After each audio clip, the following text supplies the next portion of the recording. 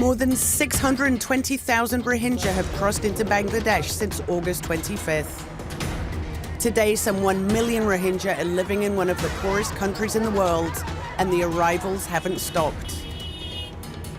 60% of Rohingya refugees in Bangladesh are children, and they have high rates of malnutrition.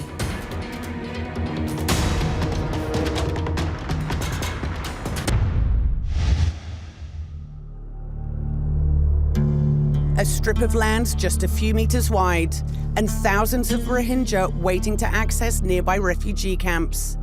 There seems to be no end to the exodus of Myanmar's Muslim minority.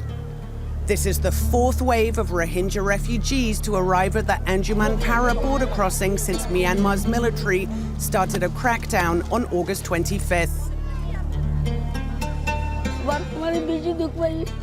The soldiers set fire to my father's house with my parents inside.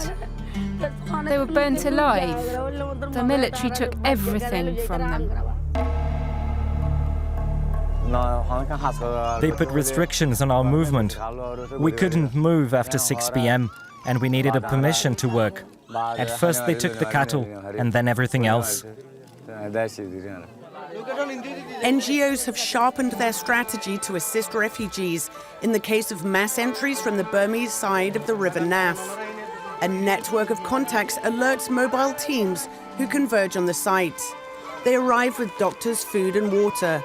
Authorities can take days to give the green light for the newly arrived refugees to stay in the country. Some settlements have emerged spontaneously. The existing Kutupalong camp has been extended and now hosts close to 500,000 people. It's an overcrowded city of mud, bamboo and tarpaulin. This growing humanitarian crisis is in dire need of a political solution, says the European Commissioner for Humanitarian Aid. We have to persuade the Myanmar government that we talk about human rights. It's not a religious conflict. It's not a religious issue. It's just human rights, fundamental rights for any people, for any human being.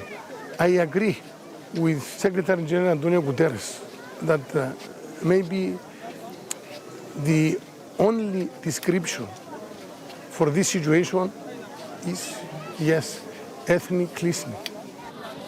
Rafika arrived in Kutupalong 2 months ago. Her parents were shot dead in Myanmar as they were fleeing their village. Her grandmother is now taking care of her. We met them at a centre run by Action Against Hunger, or ACF, an EU-funded NGO that provides food and basic assistance. I was really hungry when I came here. After having had my first meal, I felt better as I hadn't eaten anything for 7 days during the journey to Bangladesh. The ACF Centre used to feed only pregnant and lactating women. Since August, it provides meals to anyone in need. They started with 800 meals a day. It's now many, many more. This kitchen prepares 50,000 meals a day. Up to 7,000 are served inside this facility. 43,000 are delivered inside the camp and in the makeshift settlements around it. 15 chefs have been working since early morning, helped by a huge group of Rohingya volunteers. What kind of food do refugees receive? Refugees receive hot meals every day, and it's a traditional dish called khichdi. So you can see it's being cooked, it's very nutritious, and it's made according to the government of Bangladesh's national guideline on community-managed acute malnutrition. Humanitarian assistance has been scaled up across the board. Over 70,000 litres of water leave the centre daily to be delivered to makeshift camps where refugees have no source of clean water or buckets to carry it. 21% of Rohingya refugee children under the age of 5 suffer from malnutrition. That's according to UNICEF. Despite the aid provided, malnutrition has worsened since last year. We screen more than 100 children every day, only through this center. Apart from this, we are also doing a massive screening of children under 5 in the communities, and we go out with our mobile teams. And what are the conditions of the children? Majority of the children that we are coming across are moderately or severely malnourished. They look traumatized. We can see there. That's Yes, this is a case. this is a case of severe malnutrition. Most of the refugee children arriving in Bangladesh are traumatized and they struggle to adapt to their new life. Here they find a space for playing and talking. Now, on an average, we have like 100 follow-up cases. At the moment, we are observing and we are giving them individual counseling as well as group discussion sessions so that they can have a good understanding and good coping mechanism on them. Northern Rakhine State, the Rohingyas' traditional home in Myanmar, is almost entirely off limits, even to NGOs. Christos Stylianides was the first EU commissioner to enter Rakhine when he visited last May. Definitely painful experience to assess the situation on the ground and to see that something wrong was going on. I realized that the situation was completely fragmented, that there is no any communication among communities. And this is the major obstacle to see reconciliation process on the ground. The UN says it has evidence that Myanmar's military is guilty of incitement to religious intolerance, including summary executions, enforced disappearances, arbitrary detentions and torture.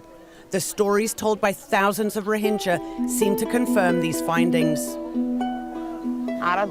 In the past 2 or 3 years, torture became more violent. It was like we were in prison. We couldn't move. Women were tortured and raped. Children were killed. I saw this with my eyes. We didn't have any freedom. That's why I came here to Bangladesh. I came to Bangladesh to find peace. To stop the flow of Rohingya into one of the poorest countries in the world, Bangladesh and Myanmar have agreed to cooperate on the repatriation of refugees, a policy cautiously supported by the EU. There are a lot of obstacles to see real return and real repatriation of the Rohingyas, frankly speaking. But as European Union, we focus on this process because it's the only way to see a real peaceful situation in Rakhine State. The UN also supports repatriation in the long run, but for now it fears that if Rohingya like Rafika return to Myanmar, they could be detained instead of being allowed to go home.